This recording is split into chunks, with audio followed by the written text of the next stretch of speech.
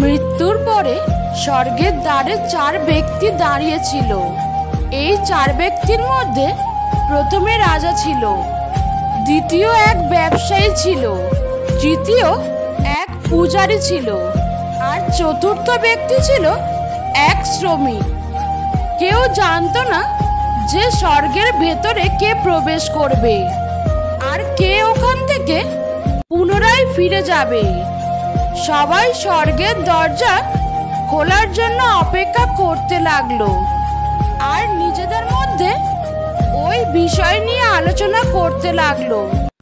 রাজার মৃত্যুর আগেই এই অভ্যাস ছিল যে নিজের ভালো গুণ ঢাক পিটিয়ে প্রচার করার।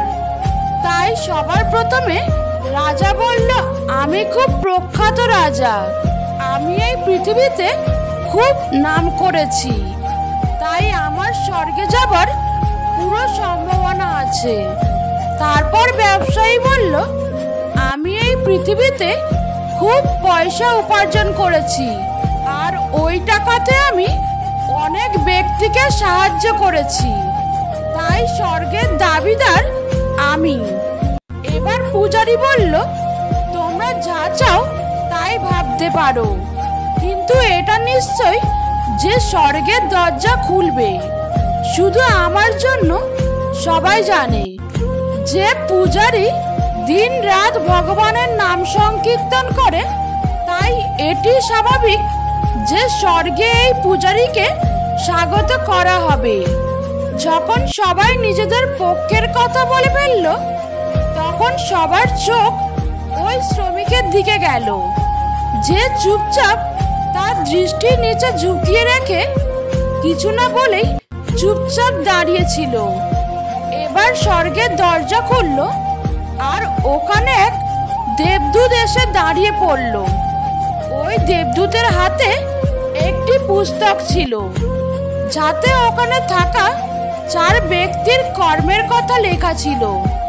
দেবদূত সবার প্রথমে ওই রাজাকে ডাকলো আর জিজ্ঞেস করলো, তুমি বলো, তুমি নিজের জীবনে কি কি ভালো কর্ম করেছো?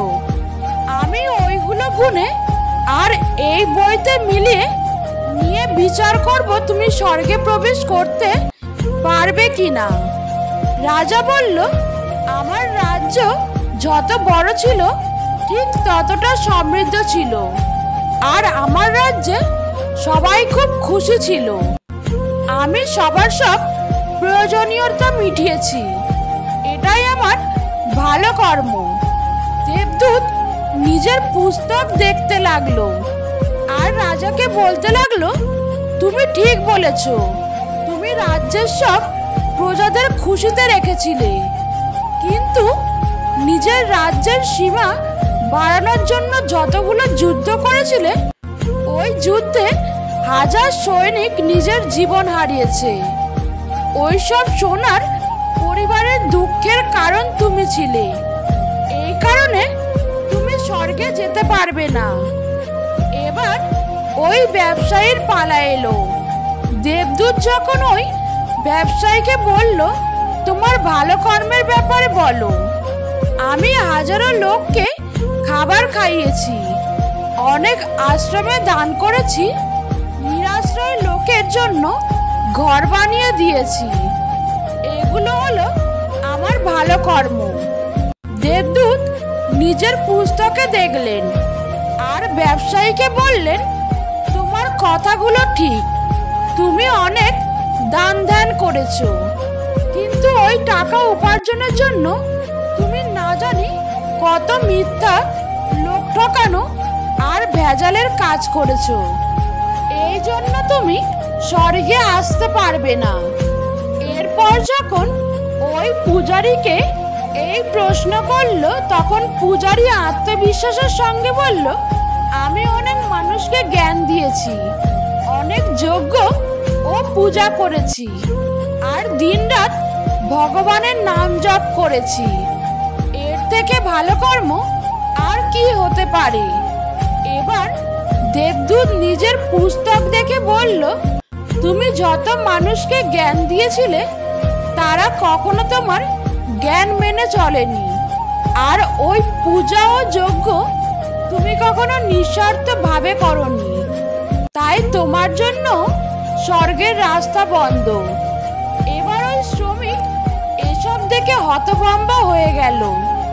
যাদেরও মহান ভাবত তাদের ব্যাখ্যাগুলো স্বর্গের দরজায় এসে বদলে গেল। পৃথিবীতে যে কাজগুলোকে মহান মানা হতো এখানে তো তার কোনো মূল্য নেই।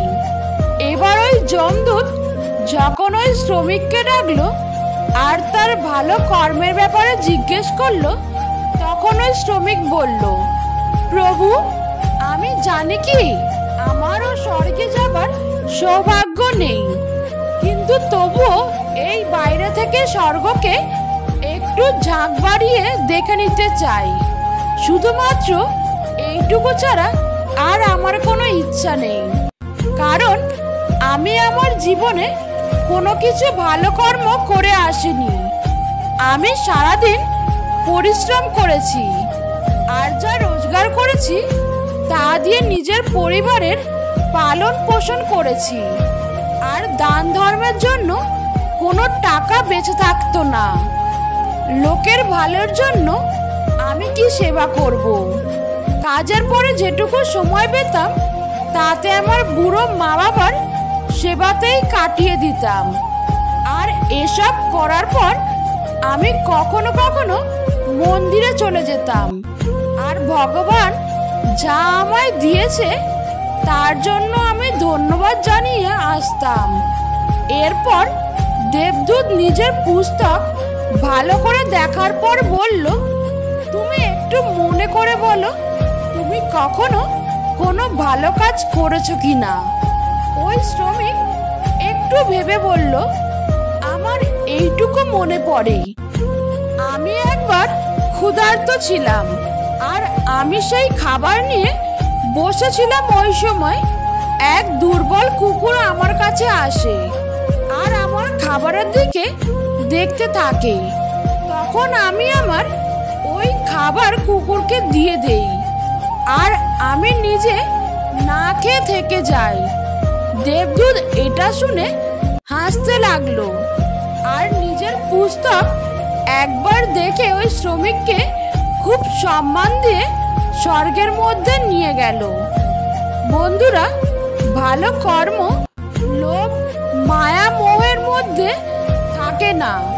নিঃস্বার্থভাবে করা একটি কাজই আপনাকে স্বর্গে পৌঁছাতে পারে। তাই যখনই সুযোগ পাবেন নিঃস্বার্থ ও ভালো মনে কাজ করুন। পৃথিবীতে বড় ঔষধ হলো হাসি, আর বড় সম্পদ হলো বুদ্ধি, ও শক্তিশালী হাতিয়ার হলো ধৈর্য, এবং উত্তম সুরক্ষা হলো বিশ্বাস। নিজেকে যতই পরিবর্তন করো তবুও মানুষ তোমার অতীত নিয়ে সমালোচনা করবেই। ভালোবাসা ও বন্ধুত্ব সঠিক মানুষের সাথে হলে জীবন বদলে দেয়, আর ভুল মানুষের সাথে হলে জীবন শেষ করে দেয়। কারণ সমালোচনা করার আগে নিজেকে জিজ্ঞেস করো তুমি তার যোগ্য কিনা। ভুলে যেতে পারাই ভালো। যে মানুষ কোনো কিছু ভুলতে পারে না সে শেষ পর্যন্ত পাগল হয়ে যায়। কাউকে দুর্বল ভাবা ঠিক নয়, জল দিয়েও কিন্তু লোহা কাটে। কান্না লুকিয়ে যে একবার হাসতে শিখে গেছে তুমি তাকে আর কাঁদাতে পারবে না। স্ত্রী যখন তার স্বামীর থেকে পুরোপুরি সাপোর্ট, ভালোবাসা আর সম্মান পায় তখন কোটি টাকাও এই ভালোবাসার কাছে কিছু না। যদি ভালোবাসাটা সত্যিকারের হয় তবে গুরুত্ব বেড়ে গেলে ভালোবাসাটা কমে না, উল্টে বেড়ে যায়। নিজের স্ত্রীকে কখনোই অন্য নারীর সাথে তুলনা করবেন না। অন্য নারী যদি আপনার জন্য কল্যাণকর হতো তবে ঈশ্বর তাকে আপনার কাছেই পাঠাতেন। সবাই সবকিছু পায় না, পেলেও তাদের ভাগ্যে বেশি দিন সয় না। চলেছিলাম দুনিয়া বদলাতে, আফসোস দুনিয়া আমাকেই বদলে দিল। সব লোক তোমায় বুঝবে এটা জরুরি নয়। দাড়িপাল্লা ওজন বলতে পারবে, কোয়ালিটি নয়। সন্দেহ মানেই যে বিশ্বাস করি না এমন কিন্তু নয়। সন্দেহ মানে একটা ভয় যেন সে হারিয়ে না যায়। জীবনটা হলো একটা লোকাল ট্রেনের মতো, যা প্রতিটা স্টেশনে থামবে, অনেক প্যাসেঞ্জার উঠবে নামবে, কিন্তু গন্তব্য আস্তে আস্তে যাত্রী সংখ্যা কমতে থাকবে। স্টেশনে পৌঁছে দেখা যাবে কেউ নেই। যাদেরকে নিয়ে বাস্তবের জীবনে এক পাও হাঁটা অসম্ভব, ঠিক তাদেরকে নিয়েই শত মাইল পার করবার স্বপ্ন দেখে আমাদের এই অবুঝ মন। আরে না, রাগ কেন করব? এই কথার মধ্যে পৃথিবীর সবচেয়ে ভয়ানক রাগ থাকে।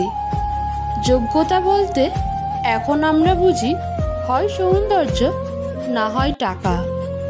তোমাকে হারিয়ে কষ্ট পাই ঠিকই, কিন্তু আফসোস করি না, কারণ যে জেনে বুঝে কষ্ট দিতে পারে সে কখনো সুখ দিতে পারে না। পারিবারিক অশান্তিটা খুব সিক্রেট একটা কষ্ট, চাইলেও এর কারণ যাকে তাকে বলা যায় না। হাল ছেড়ে দিলে এই একটা কথা অবশ্যই মনে রাখবেন, ভালো কিছু হতে একটু সময় লাগেই। পৃথিবীর সবচেয়ে বড় বেঈমান হলো সময়, যা একবার চলে গেলে আর ফিরে আসে না। সবচেয়ে স্বার্থপর হচ্ছে সুখ, যা বেশি দিন থাকে না। সবচেয়ে আপন হচ্ছে কষ্ট, যা সবসময় পাশে থাকে। উপরওয়ালা সেটা দেয় না যেটা তোমার ভালো লাগে, উপরওয়ালা সেটাই দেয় যা দিলে তোমার ভালো হবে।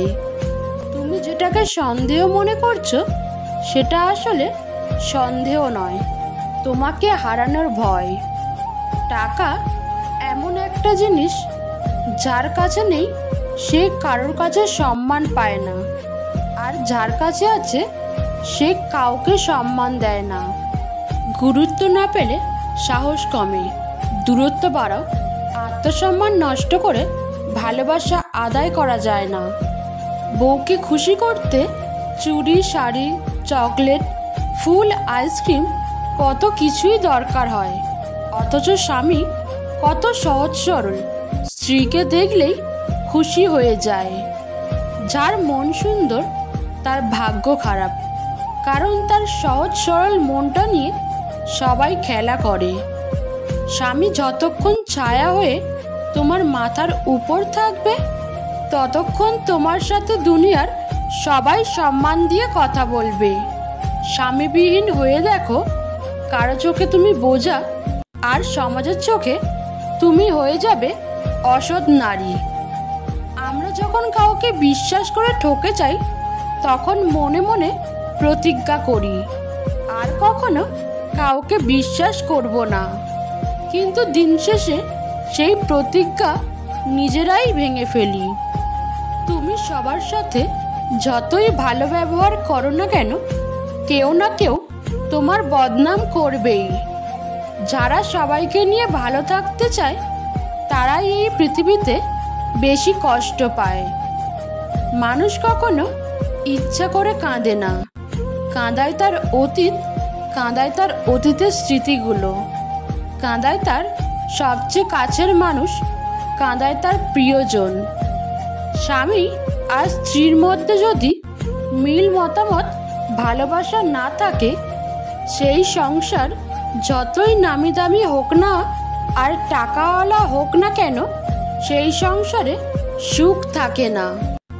দোলনা যতটা পিছনে যায় ঠিক ততটাই সামনে আসে, ঠিক সেইভাবে সুখ এবং দুঃখ উভয়ই জীবনে আসে এবং যায়। জীবনের দোলনা যদি পিছনে যায় তবে নিরাশ হও না, অপেক্ষা করো, সেটি সামনেও আসবে। হাসিগুলো সবার জন্য হতে পারে, কিন্তু চোখের জল কোনো একজন বিশেষ মানুষের জন্য পড়ে। নিজের শরীরকে প্রয়োজনের চেয়ে বেশি সাজিও না, কারণ সে তো মাটির সাথে মিশে যাবে। সাজাতে হলে চরিত্রকে সাজাও, কারণ মৃত্যুর পরেও মানুষ তোমাকে স্মরণ করবে। এই পৃথিবী ছেড়ে সবাইকে একদিন চলে যেতে হবে, শুধু যাওয়ার ধরনটা হবে ভিন্ন। কেউ যাবে হেসে তো কেউ যাবে হাসিয়ে, কেউ যাবে কেঁদে তো কেউ যাবে কাঁদিয়ে। ভেঙে যাওয়া সব জিনিস খুব কষ্ট দেয়, সেটা মন হোক বা ঘুম, বিশ্বাস হোক বা আশা। সব কিছু নেই এর থেকেও নেই জিনিসটা অনেক বেশি কষ্টের।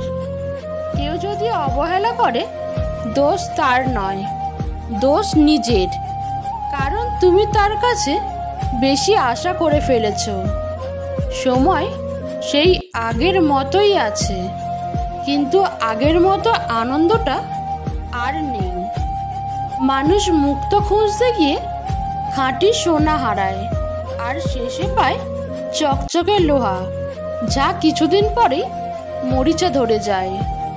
দুটো জিনিসের অহংকার কখনো করতে নেই, জ্ঞান আর সম্পত্তি। জ্ঞানের অহংকার করলে মূর্খের মতো দেখাবে, আর সম্পত্তির অহংকার করলেই শত্রুর লাভ হবে। আজকাল বিয়ে করে নেওয়া সহজ, কিন্তু সবচেয়ে কঠিন কাজ হলো সঠিক সঙ্গী বেছে নেওয়া। একজন সৎ ব্যক্তি প্রেমিকার চোখে বোকা, স্ত্রীর চোখে গাধা, সমাজের চোখে বলদ। কিন্তু একজন অসৎ ব্যক্তি প্রেমিকার চোখে বুদ্ধিমান, স্ত্রীর চোখে সিংহ, সমাজের চোখে সম্মানিত ব্যক্তি। এটাই এখন আমাদের সমাজের বাস্তবতা।